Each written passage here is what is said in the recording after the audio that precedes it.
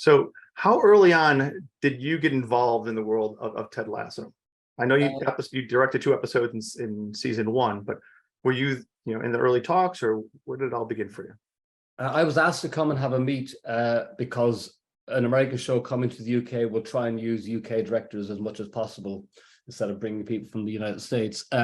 So they were looking for British-based directors who'd done some work in the States, and I had worked on a few American shows. And so I had a good meeting with producers. They asked me to meet Jason, so we had a Zoom and got on well. And at the time, Jason had somebody else that he wanted to direct the pilot, but that person fell through, and he came back and said, would you like to pitch for the pilot? So I did. I was very excited to do that, and I put together a lookbook and stuff like that. But I think he'd gotten quite far with somebody else by that stage, so I didn't land the pilot. But then said, would you direct? Yeah, so Jason asked me to direct episodes 7 and 8 instead, and I knew he had written episode 7. I knew that was a really good episode. Not that you have much choice; you get told which ones you're going to direct. So I knew something of the workings of the show by the time I turned up. But really, season 1, everybody's figuring out how to make this show as they're making it, and so you were kind of establishing the rules as you went. But by the time I turned up, there were 6 episodes in. They had a kind of a language, a working language worked out, and we had a shooting style, and for the most part, you fit into that shooting style. But the shooting style is broad, and if you want to bring things to that, there's room for each director to bring stuff to it. And Jason loved and encourages directors to bring things to it as well. Did you have goals in mind when of what you wanted to bring to it? And when do those happen, if those do occur? In episodic TV, Stephen, a lot of the time your goal is just to make your day. It really is about getting the days done, but so much of episodic TV, this thing is shot pretty snappily. You have to be able to move the big machine very fast. A lot of the director's job is to get it done on time, and if you can get it done on time, and it's funny, and it's moving, and everybody's still friends at the end of the day, and everyone had a great time, then that's the icing on the cake. And very often that's what the director is there to do, and the first meeting I had with Jason, Bill Lawrence was there as well. And Bill left after a few minutes, and he said, I'm going to leave because Jason's going to talk at you for 2 hours about Ted Lasso. And he did. He said, I just want to make sure you weren't an asshole, because I don't work with assholes, and we don't need any assholes on this show. And I don't think you are. So I'm happy enough. I'll leave you with Jason. And that was Bill's part of the thing was, is this guy an asshole or not? Am I going to have a mutiny with the crew, with the cast, if I let that director loose on them?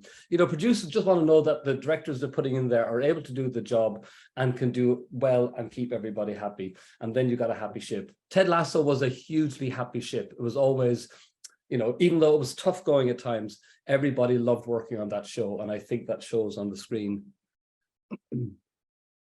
Well, besides passing the asshole test, you brought a lot more to it, and you did a great job with your episodes. So overall, you did 8, which is quite a few, quite a bit out of, I think is it a 30 episode run? That's a healthy chunk. So what did it mean to you to direct that finale, and actually the final 2? So you kind of got to close this whole story out. What did that mean to you? It was very exciting to be able to finish the show off. We had story outlines when I came on board, but I didn't necessarily have all my scripts. So there was a constant voyage of discovery as pages would come in, and you'd get the meat of the scenes. But we knew the gist of it. We knew they were going to Manchester, and that Jamie was going to go and track down his mum. We knew the basic building blocks so that we could get on preparing the episodes.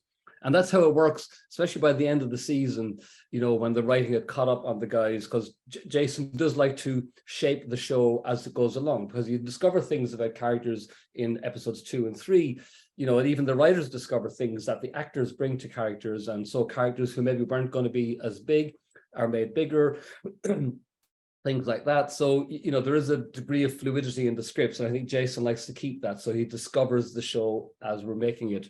So it does mean that, the actual words that the characters are saying will get delivered later and later, and you just work from story structure.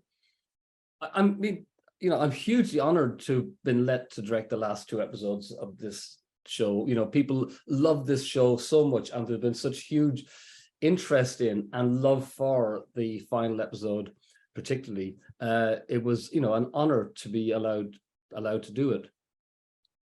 It's possible, it's probably a career highlight, I would have to say. Yeah, and it's got people talking, and it has had people talking since it ran, and people, still, which I'll get into a little bit further, but there's still discussions about, about the character arcs and where they landed and where they're going to go after this, after this story, after the final credits have rolled, which is a great sign. People care. People really care about these characters, and you delivered that, and you had such a huge challenge of kind of wrapping up so many different character ends, but also you had the bigger picture that you had to keep that balance between individual stories and the whole Ted Lasso I guess journey. How was that? How challenging was that for you to kind of fit that all in 75 minutes? I wish I could say, that you look at shaping it, you try to do this and that, but it is, so much of what you've just talked about is in the writing, the wrapping of things up.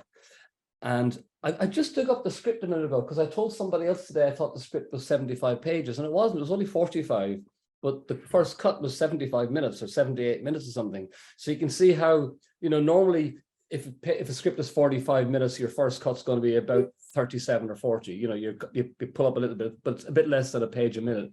But this was almost the other way around. And I can't help but feel it's because I know certain scenes got longer on the day. There was some rewriting done maybe the night before. So a scene that was 2 pages became 3 pages. But also just there was lots of room given for things to breathe. And, when you're, a half-hour show on American TV is 24 minutes. And we used to make our half-hour shows about 30 minutes for Lasso, and then they got a bit longer in season 2. And I know by the end of season 3, they'd got longer and longer. But I don't think fans ever got bored with it. Fans love it. And so if we can have this extra 5 minutes to let this thing breathe and to have this music sequence, then let's have the extra 5 minutes. And it was brilliant to be able to do that. And that's, testament to Apple letting us do that as well. And also to Jason having the confidence to just know the fans will love it. It's okay. Let's do it. Yeah, I think you needed that big long ending because it's too much. There's too much emotion, and it's hard too when you're shifting from Sam's story to Rebecca to all these different characters. You can't say, okay, that's where they ended, and then flip the page. You've got to let it kind of live in you for a little bit and let you kind of process that. Was there anything that you had to leave in the cutting room floor? There's a few surprises in there as well. So you want to go back and look at that again, don't you, that montage, because like you said, there's so much detail, so many stories being wrapped up. Sorry, Stephen. Any Easter eggs that you can point out? I got one for you. So we have the Cat Stevens, that montage, father and son. Mm-hmm. And then we have the game, the little bit of the game, and then another track kicks in. Oh shit, I can't remember the name of it. But I do know that when that other song came out, that Cat Stevens sued them because they thought the song was modeled on Father and Son. Lyrically and structurally, the chord structure is very similar. Oh, who did by the Flaming Lips, right? Yes, you got it. Okay. So there was an action against Flaming Lips, and I think they ended up paying money to Cat Stevens at Cat Stevens' estate. But Jason wanted to put the 2 songs back to back because they do sound really similar when you hear one right after the other, and lyrically they're very similar thematically as well. Honestly, I thought it was a remake at first, and then I was like, oh wait, no, it's not. This isn't a remake. Like a remake with someone with their own kind of creative touch to it. Yeah. And then they're like, oh no, this isn't the same song. But yeah, that was a bold choice. Yeah, but we're hearing them back to back. That really stands out, doesn't it? Was there anything left behind on the cutting room floor that we didn't get to see that you would have liked to have included, but just didn't kind of work out? There were maybe a handful of more beats in that montage with more characters involved in each of the scenarios, but they were trimmed because they were just getting too long and people's stories had been told. So there was nothing left on the cutting room floor that I was upset about. Doing the whole So Long Farewell, the Sound of Music musical piece, which was a really nice touch, and I didn't expect. What was the thinking behind that? Like, what were you told, and what did you want to bring out of the characters in that? Well, we had this debate about how good could it be? How good could the singing be? How could the choreography be? And we were reminded that in season 2, in the episode where Edwin Akufo arrives, and I wish I could remember what episode it was MJ's episode, and they did a dance routine. Oh, they were seeing somebody off, and they did a dance routine, and Edwin Akufo's helicopter landed in the middle of it and kind of, messed it all up with them. But they were a bit shit at doing it. And this one was meant to be, they'd worked really, really, really hard. The routine was quite simple, but they had worked very hard at doing it. So it was okay for them to do it very well. But the guys had gone into the studio and recorded the lyrics, the words beforehand. But on the day, I got them all to sing live again. So each one of them was mic'd and each one of them had an earpiece playing the backing track. So they sang live again. And I think in the final mix, it's mainly the live vocal put in with some of the stuff that already recorded. So it has a kind of a roughness about it still. So it wasn't too perfect. And the other thing was at the very, very end, we brought in a drone that day, because at the end, there was a lovely, beautiful thing happening on the harp and on the fine line. And I wanted to just do a lovely drone shot away, which we did. But they celebrated so beautifully at the end of it that we got rid of the drone shot and Jason recut this, and it's brilliant. But the guys were just going batshit crazy, pulling off the tops and going crazy that he loved what they'd done for him so much, because he said, guys, that's perfect. And they just went crazy. And I love that celebratory moment. And I loved how we got rid of a drone shot for that instead, because it's much more fun. But that celebration, that outpouring was so real. They were so excited to do it for him, because he literally hadn't seen it until we shot it. You know, we'd rehearsed it separately, so he hadn't seen it until they came to do it for him. At the beginning of that sequence, you have Sam and Isaac singing directly to the camera. Was that meant to be like them singing to the audience, saying goodbye to the fans?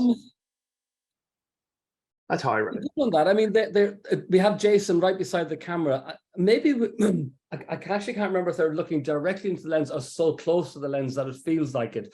But that's a really nice thing to take away, if you feel they're singing straight to you. Yeah, that's why I felt. I mean, anyone can interpret how they want, so that's my thing. It's like, you know, kind of acknowledging the audience out there, and hey, it worked for me. So I don't think consciously that was what was going on necessarily. I think I was trying to get their eyeline as close to Ted as possible. How has the Ted Lasso journey changed you, or has it taught you anything?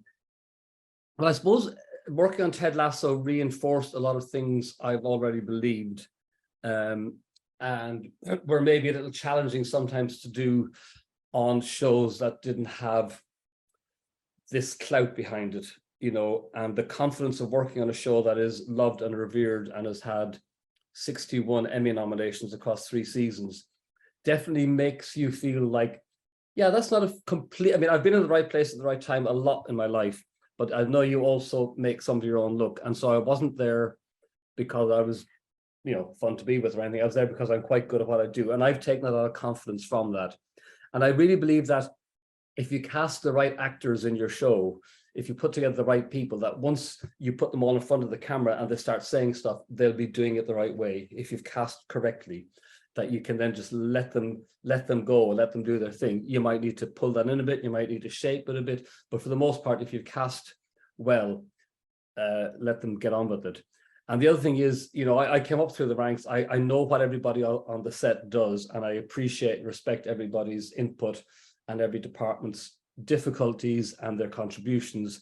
And I think having an understanding of all that and being able to play with all those things you're given to get the best out of everybody is absolutely a fantastic way to shoot a film or TV show. If you can have that atmosphere of inclusivity and togetherness on the set, and you got your actors doing the right thing up there in front of the camera, it speaks volumes, and it's all on the screen.